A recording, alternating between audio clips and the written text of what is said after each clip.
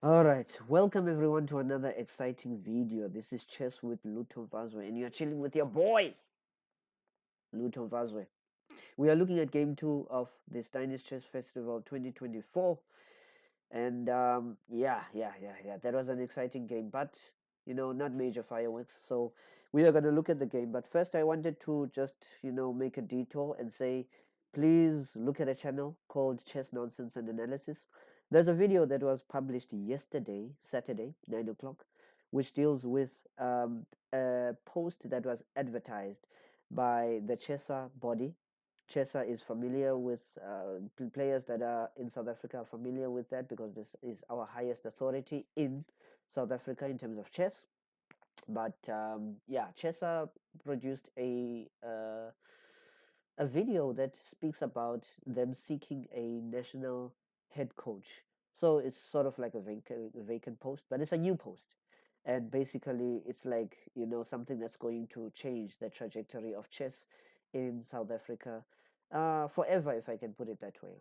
And yeah, but it's advertised as a volunteer basis post. So yeah, there's a lot of thoughts that are offered in the channel by I Am Watukomese and FIDE Master Kelvin Klassen that deals with that post and some of the issues that are just assailed by that type of decision.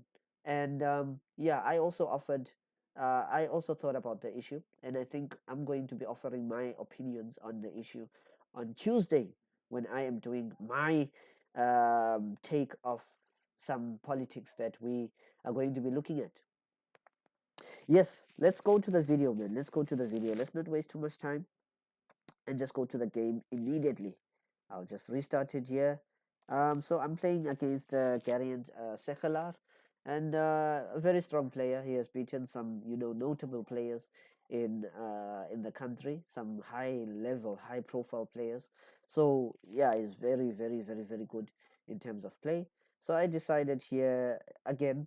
I'm still with my policy of playing moves which are sense making and not investing a lot of thought, a lot of effort in trying to win positions and complicated lines and investing some time. I'd learned these things from the essay closed, so therefore now I'm just taking it. I'm just chilled, and yeah, the position that we reach is, I'm sure, not a position that people are unfamiliar with.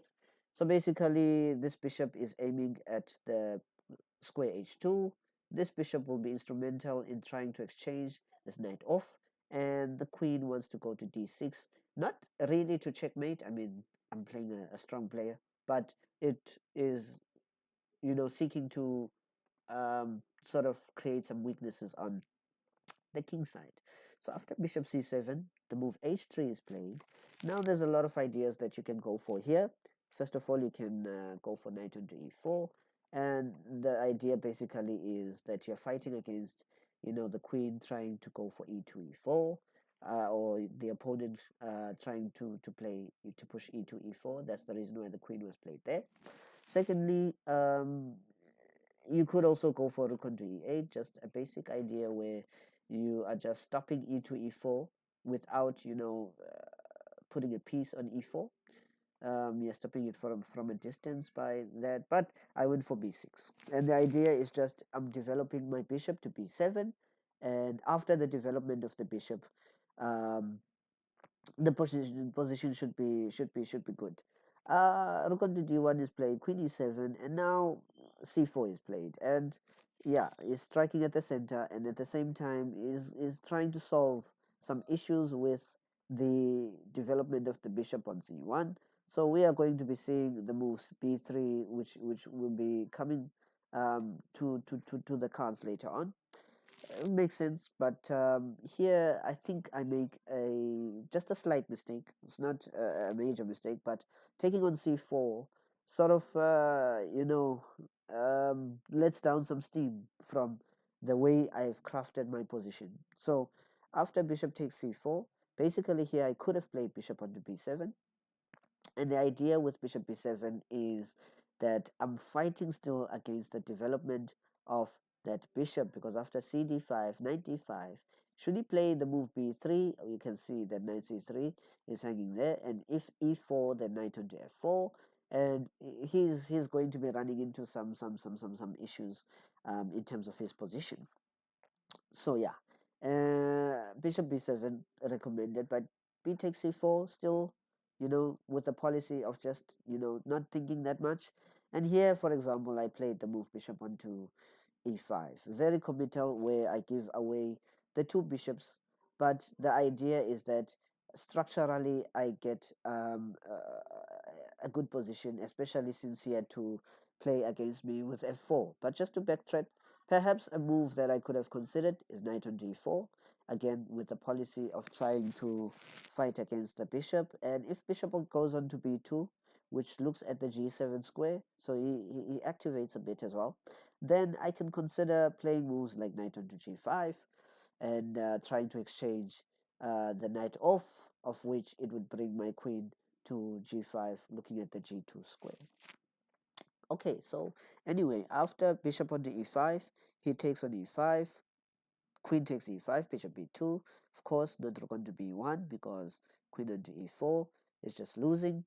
So bishop onto b2 is played and queen g5. And here, I mean, he could have considered the move queen onto f1, but I think that he was afraid that I'd get a lot of momentum within the position after rook onto d8, because the queen is has to defend g2. Now that means that he doesn't have particular control over what's happening in the center, and I can actually exploit that very nicely. So yeah. So hence the reason why he plays f4.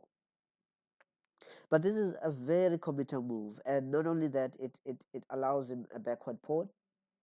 So it's very, very difficult for him at this point. So basically what he's trying to do is to exchange off the bishops, of which I accept that eventually over time, because with the queen moving away from the e3 square, this gives me time to actually do something against the pawn on e3.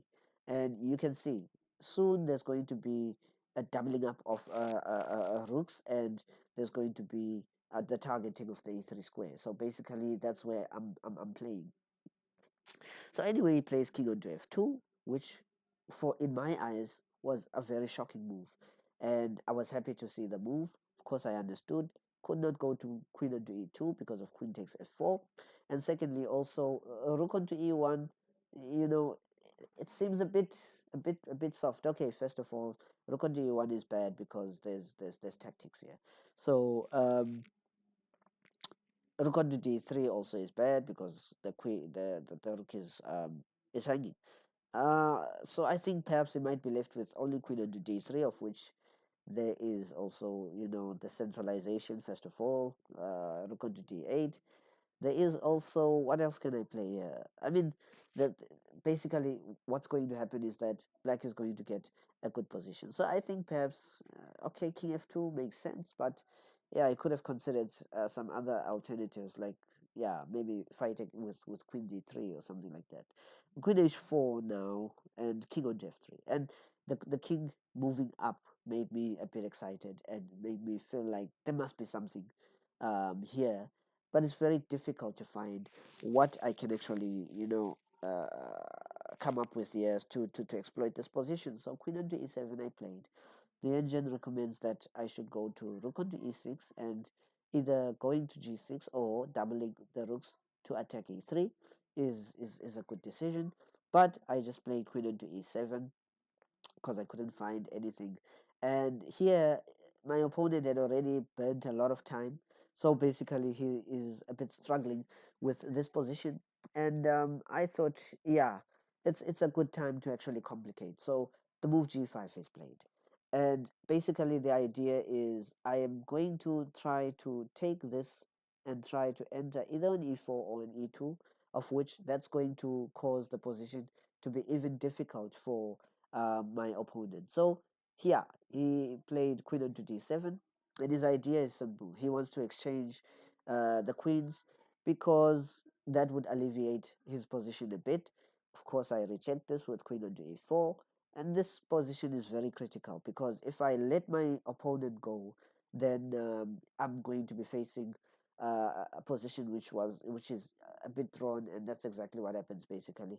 I played g takes f4. The right move here is queen onto e6, is rook onto e6, and the idea is simple. I'm going to take on f4 and then get the rook onto g6 without allowing the rook to actually be a defensive mechanism. But I missed that move. In fact, I saw it in the game, but I think I was afraid of something. I can't remember what it was. So I settled for g takes f4, takes f4, and now rook on d6. But by this time, rook on f3. It's already late. And yeah, king on h1. But now, the king sort of tucks itself very nicely on f2. Of course, it cannot go to the natural square h2 because I just exchanged the queens, and after the exchange, the rook entering here should, spell a lot of difficulties for my opponent. First of all, he loses a pawn, and I have 3 pawns on the queen side against 1 pawn. And if we should go to an endgame, this should be easily winning. So anyway, king on f2, and here I decide let's just exchange trade off the rooks because I had nothing else. I mean, there was the threat of queen c3 that's on its way with rook g3 as well. Things might just turn out for the worst for me. So I thought, okay, yeah, let's just trade. But if he wants to trade, he should trade on my terms. Or else, if he goes queen c3, I might go queen d4 check and trade with having a passed pawn. So he trades on e4, and yeah, for the trade, I get the two open files in the center. But these open files didn't prove to be of much good. I'll just run through the rest of the moves. I mean, yeah, we enter into this drawish position. But the nice thing about um, what was happening in the game was that in this position he was already down on time, and yeah, he was left with about say 3 minutes, and each time that he played, he ran out of a lot of time. It spent like 40 seconds on a move, of which compared to, since the championship session had a 30-second increment, that is running a loss already. And eventually his time is going to catch up with him. So I think around this time already his time was sort of finished, and he was on seconds, like 40 seconds, and he'd play and get to say like 35 seconds. So he was in crisis mode, and he was playing very, very slowly as well, of which I understand, especially with a move like king e6, which threatens to go to d5 and d4 and try to sort of undermine the protection of the pawn. Not only that, but to help these two pawns also, get to final destination. So he has to work out the position, very succinctly. Unfortunately, after I played my last move here, which was h3, his time ran out, and I basically won the game on time. So this was an illustration of sort of the plan that I had and the success that I got from it, because I managed to win the game on time, and this was part of my strategy for the tournament, since the time control was very low, 1 hour and 30-second increment. So yeah, eventually something like this is bound to happen. So yeah, a good game, very controlled, but at the same time, I wasn't aiming for much, and it was a difficult game to sort of play in terms of if I were to look for chess moves, but in terms of playing for other trumps, a very smooth game as well. So yeah, all the sides are set for game three, where I play the strongest player of the can I say the tournament, or the strongest player of the section, um, the candidate master Matvey Rokov. So yeah, watch that one. I'll be publishing it soon. But in the meantime, like and subscribe. Not only that, I had mentioned before that there's going to be a feature where we are going to be having um, a WhatsApp group, Chess with Lucho Vazwe. So watch the space for that, and I'd appreciate if you would send your voice notes there, you'd send your comments there, and we will read the comments here on the channel, and we'll also play the voice notes on the channel as well. So yeah, it's gonna be fun. It's gonna be fun. So yeah, this is Lucho Vazwe signing out. I will see you guys in the next video. Peace.